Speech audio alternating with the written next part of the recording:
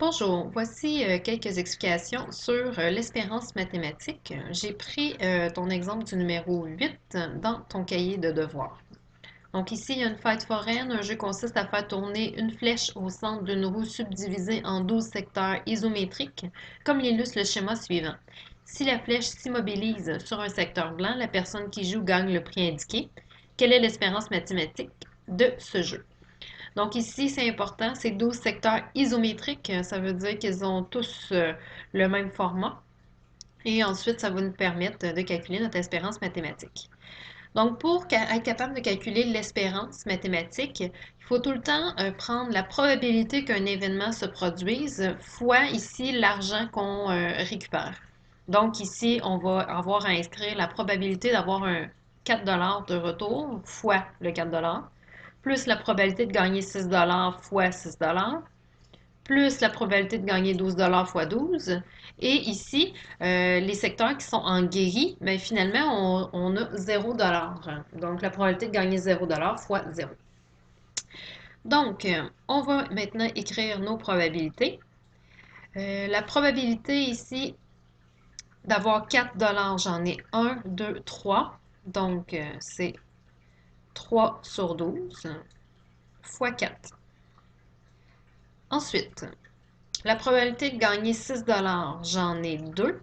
Donc, ici, ça va être 2 sur 12 fois 6 Ensuite, la probabilité de 12 j'en ai 1. Donc, c'est 1 sur 12 fois 1. Fois 12 plutôt, vu que je récupère 12 plus, ici, la probabilité d'avoir 0, ce serait 6 sur 12 fois 0. Donc ici, un moyen de savoir si tu as oublié des probabilités, c'est d'additionner tous tes numérateurs.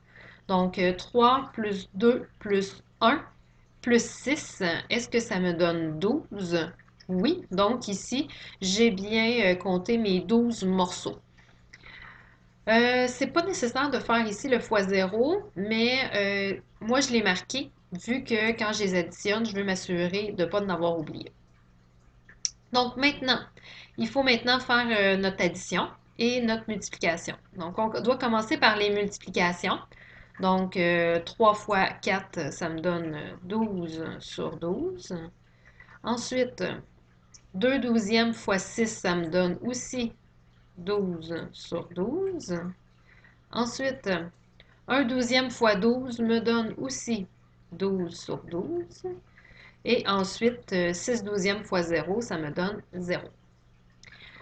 Donc ici, petit rappel, quand on multiplie avec des fractions, bien, on multiplie seulement le numérateur avec le numérateur. Ici, le 12, c'est comme s'il y avait un fois 1, un 4 divisé par 1, donc il y avait un 12 fois 1. Une fois que j'ai multiplié tous mes numérateurs, je vais maintenant pouvoir additionner tous mes numérateurs aussi. Donc 12 plus 12, ça me donne 36. Désolé, 36 sur 12. Donc, quand on fait une addition de fractions, on additionne le numérateur et le dénominateur doit être le même partout et ça va être le même que dans notre résultat. Et ici, 36 sur 12, je suis capable de simplifier, ça me donne 3. Ça veut dire que mon espérance mathématique dans ce jeu-là est de 3 Ça veut dire que au plus souvent que je vais jouer, euh, en bout de ligne, je devrais gagner en moyenne 3 à chaque fois. Donc ici, on va dire que l'espérance, elle est favorable vu qu'il y a un gain mathématique. Donc si à chaque fois je joue, je gagne 3 bien à la fin, ça va être quand même payant. Si je voulais que ce jeu devienne équitable, ça veut dire que lorsqu'un jeu est équitable, c'est que à chaque fois, l'argent que je devrais gagner devrait être de 0. Donc ici, il faudrait que je charge 3 par personne pour jouer pour que mon jeu devienne équitable. Ensuite de ça, si je voulais qu'il soit défavorable, donc si je veux que la roulette gagne de l'argent, bien là, il faudrait que je fasse payer les gens plus que 3 pour que l'espérance mathématique devienne négative. Donc, espérance mathématique positive, ici, c'est un jeu favorable.